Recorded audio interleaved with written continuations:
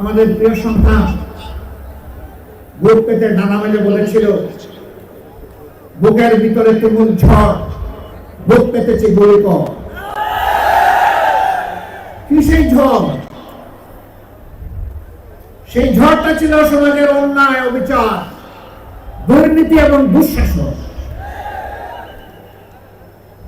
কোন যুগেই যুবকরা কখনো দুর্নীতি এবং দুঃশাসনকে সমর্থন করে না, বরঞ্চ তার বিরুদ্ধে গর্জে উঠে, প্রতিবাদ করে, প্রতিরোধ করে, যুদ্ধ করে বিজয়ী হয়, হয় শহীদ হয়, না হয় গাজী হয়, মাঝখানে আর কিছু থাকে না। এখানে কোনো দুর্নীতি নেই, এখানে কেউ কোনো কিছু অন্যায়ভাবে দখল করে না। এই সবগুলো আছে। যারা এগুলা করেন তারা কোন দলে, তারা কোন ধর্মে, তারা কোন প্রজাতি, তারা কোন গোষ্ঠী, এটা না দেখে বিনয়ের সাথে অনুরোধ করব, বন্ধুরা দয়া করে ওই শহীদদের রক্তের প্রতি একটু সম্মান দেখাও। আমাদের শহীদদের রক্তকে তোমরা অপমানিত করবা না। এই অপকর্ম ছেড়ে দাও। তোমাদের যদি খাওয়ার অভাব হয়, আমরা আশ্বস্ত করছি, এই সমস্ত মানুষগুলো মিলে আল্লাহ আমাদেরকে যে নিয়ামত এবং রিজিক দিয়েছেন, আমরা ভাগ বাটোয়ারা করে খাবো। তোমরা চাঁদাবাজি ছেড়ে দাও, দখল বাণিজ্য ছেড়ে দাও, তোমরা মানুষকে কষ্ট দিও না। আলহামদুলিল্লাহ, বাংলাদেশের জনগণ সাক্ষী, বিশ্ববাসী সাক্ষী।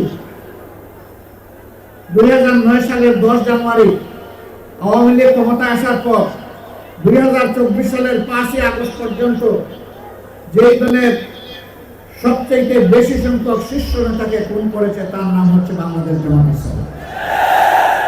এক এক করে 10 জনকে খুন করেছে, আর আল্লাহ একজনকে বাঁচিয়ে রেখেছেন। তিনি হচ্ছেন আমাদের ভাই এটিএম আজহারুল ইসলাম।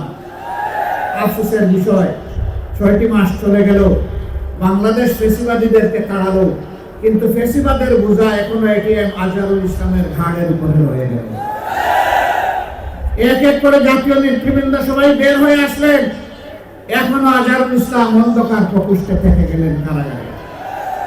তাই আমি মনের কষ্ট নিয়ে সেদিন বলেছি যে আজহার ভাইকে ভিতরে রেখে আমি আর বাইরে থাকতে চাই না।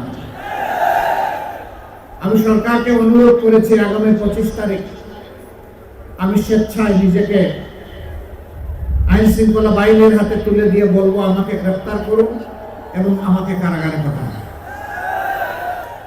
যেদিন আজহারুল ইসলামের মুক্তি হবে তার পরের দিন আমার মুক্তিটা দিয়ে দেন। 13টি বছর কারাগারের অন্ধকার প্রকোষ্ঠে দুঃখে দুঃখে জীবনের সাথে তিনি লড়াই করছেন। এই সময়টা প্রিয়তমা সহধর্মিনীকে তিনি হারিয়েছেন। এই সময়টা তার পরিবার ছিন্ন ভিন্ন হয়ে গিয়েছে। সেই মানুষটার উপরে আর জুলুম করবেন না, দয়া করে তাকে এখনই মুক্তি দেওয়ার ব্যবস্থা করুন।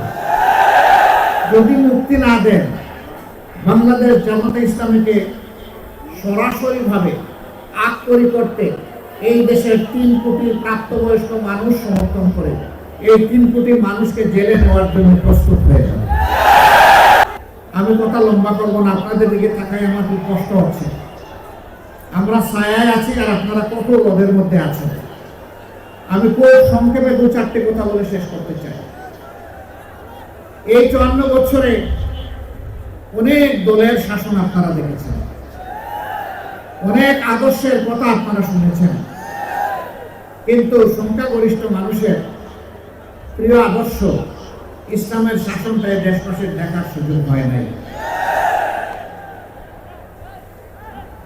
জানি না এইটুকু হায়াত পাবো কিনা।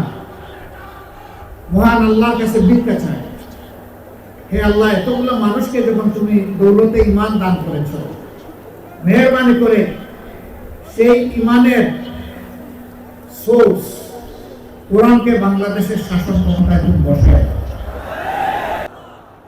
এখন আমরা যারা বলি যে কোরআন এক জিনিস, রাজনীতি আরেক জিনিস, না হয় এটা ঠিক না। দুনিয়ার সর্বশ্রেষ্ঠ রাষ্ট্র ছিল মদিনা কেন্দ্রিক রাষ্ট্র। সর্বশ্রেষ্ঠ শাসক ছিলেন মুহাম্মদুর রাসূলুল্লাহ সাল্লাল্লাহু আলাইহি ওয়াসাল্লাম। তিনি একটা আদর্শের ভিত্তিতে শাসন করেছেন। সেই আদর্শটা কি? আল কোরআনের আদর্শ, ইসলামের আদর্শ, আল্লাহর দেওয়া আদর্শ। তাহলে তিনি যে আদর্শে দেশ শাসন করার কারণে একটি জাহিলি সমাজ পরিবর্তন হয়ে সোনালী সমাজ হয়ে গেল, সেই আদর্শকে যদি আমরা আবার আমাদের সমাজে গ্রহণ করে নেই, তাহলে বাংলাদেশের এই সমাজও ইনশাআল্লাহ সোনালী সমাজে পরিণত হবে। অতীতে সোনার বাংলা কায়েম করতে গিয়ে শ্মশান বাংলা কায়েম করা হয়েছে। কোরআনই একমাত্র সোনার বাংলার গ্যারান্টি দিতে পারে, আর কিছুই দিতে পারে না। ইতিমধ্যেই বাংলার জমিনে তার পরীক্ষা নিরীক্ষা শেষ। এখন হবে ইনশাআল্লাহ কোরআনের বাংলাদেশ। যারা কোরআনকে খণ্ডিত করতে চান অথবা সহ্য করতে চান না, তাদেরকে আমরা বিনয়ের সাথে বলতে চাই, এ দেশের আপামর জনতা বাঁচতে চায় কোরআন বুকে নিয়ে, মরতে চায় কোরআন বুকে নিয়ে, আল্লাহর সামনে দাঁড়াতে চায় কোরআন বুকে নিয়ে। কোরআনকে আমাদের থেকে বিচ্ছিন্ন করা যাবে না ইনশাআল্লাহ।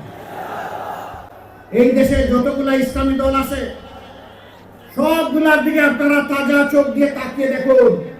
আমি বেশি দূরে যাব না, 5 আগস্ট থেকে শুরু করে আজকে এই 22 ফেব্রুয়ারি পর্যন্ত এই সামান্য পরিক্রমায় কোথাও আপনি দেখবেন না ইসলামী দলের কোন লোক এখন জাতির উপরে জুলুম করছে, চাঁদাবাজি করছে, দখলদারির সাথে জড়িয়ে গেছে। কোথাও দেখবেন না। তার একমাত্র কারণ তারা কোরআনকে সম্মান করেন এবং বুকে ধারণ করেন। তার একমাত্র কারণ তারা আল্লাহ সুবহানাহু ওয়া তাআলাকে ভয় করেন। যাদের অন্তরে আল্লাহর ভয় আছে, তারা মানুষের উপর জুলুম করতে পারে না।